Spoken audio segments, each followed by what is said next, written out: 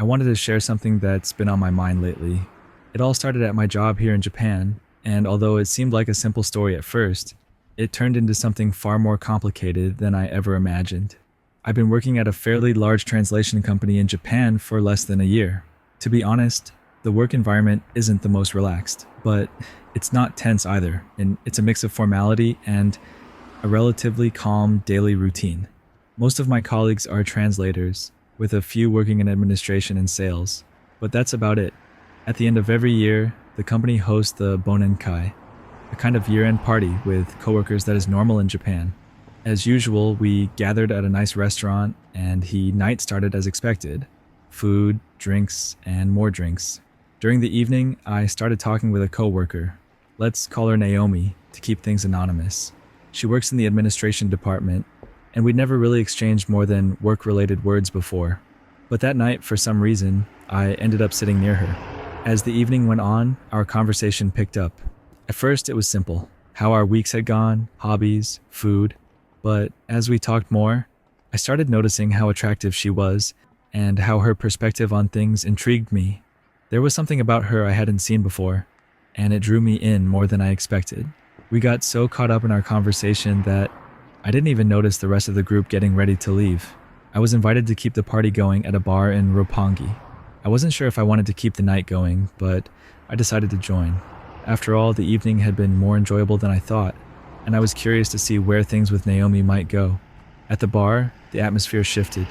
It was much more relaxed. No management members around. People dancing and chatting freely. Hours passed, and soon it was just the two of us with two other coworkers. Naomi became more comfortable, and at one point we even started dancing together in a way that felt more than just friendly. I worked up the courage to ask for her line contact, trying to keep it casual. Just in case, send me a message when you get home so I know you made it back safely. She paused for a moment, then smiled and agreed. It was a small gesture, but it felt like a win. Afterward, we took separate taxis home. Despite how fun the night had been, I felt a mix of satisfaction and nerves. About 10 minutes after I got in my taxi, to my surprise, I received a message from her. I thought it would be something simple, like, "I'm home safe." But instead, it said something completely unexpected. "I had a great time tonight. I'm on my way home, and I'd like you to come over." My mind raced. It wasn't what I expected, not even close, but I couldn't help but explode of happiness. I asked the taxi driver to change directions and got out near the station she mentioned.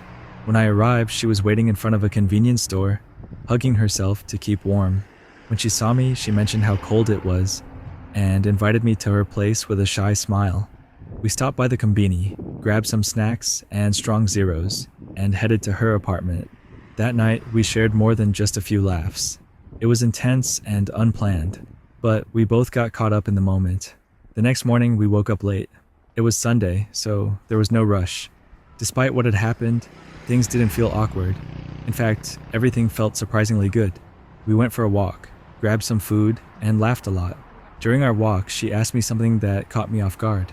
"Why haven't you talked to me before at work?" A little surprised, I explained that we just never had the chance.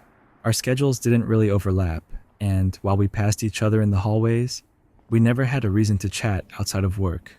She told me she'd always thought I seemed distant, but also interesting. I was happy to know that, and I felt that she had some interest in me before the party.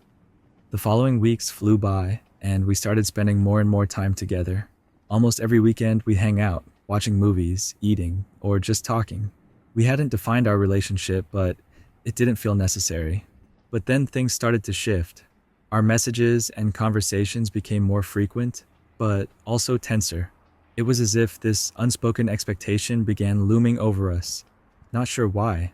It seemed she always wanted me to agree with all of her plans, but then also wanted me to take the lead and plan things to do.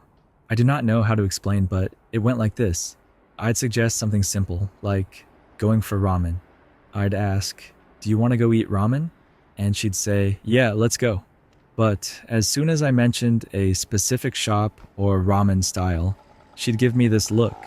It wasn't exactly angry, but more like indifferent. Like she didn't care, but something felt off.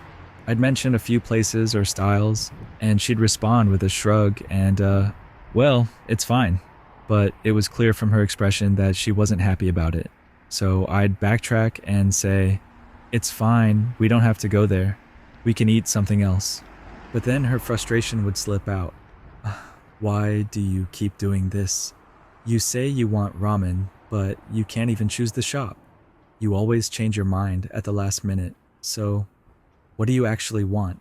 She'd say it casually, but I could feel the tension building up behind her words.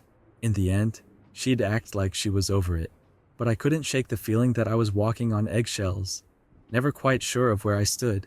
Then, this happened. First, real conflict happened when I told her I was going to Osaka with some friends for an expo we had planned months ago. I didn't want her to feel left out, so I made it clear it but wasn't about her. I just needed time with my friends, and I was going to skip Monday and Tuesday at work. But she didn't take it well. She didn't seem excited or even curious. Instead, she became distant. While I was in Osaka, her messages were cold and brief.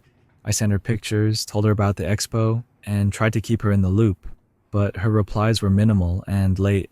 When I returned to Tokyo, I brought her some omiyage from Osaka, hoping it would smooth things over. But when I gave them to her, her reaction was indifferent. She just said, "Thanks," with a neutral expression. That's when I realized something had shifted between us. I tried to salvage things, inviting her out, proposing plans, but she always had an excuse. "I'm busy. I have to work. I'm tired." It felt like the more I reached out, the more she pulled away. A couple of weeks later, I decided to confront her directly.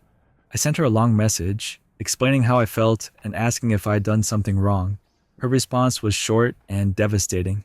"Our relationship is over. Don't contact me again." I couldn't believe it, but the worst part wasn't her response. It was what happened after. At work, she started avoiding me entirely. She wouldn't even look at me. The whispers began, and while no one said anything to me directly, I could feel it. Every glance, every awkward silence, made it feel like I was wearing a sign that said, "Talk about me. I'm the guilty one." On top of that, she blocked me online and even blocked my phone number. Whenever I tried calling, it went straight to voicemail. It was like she was erasing every trace of what we had. Desperate, I bought a new ESIM and called her from another number one Saturday morning.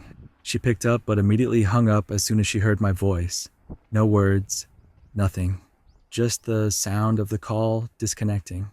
I've hit a wall. I'm exhausted, mentally and emotionally.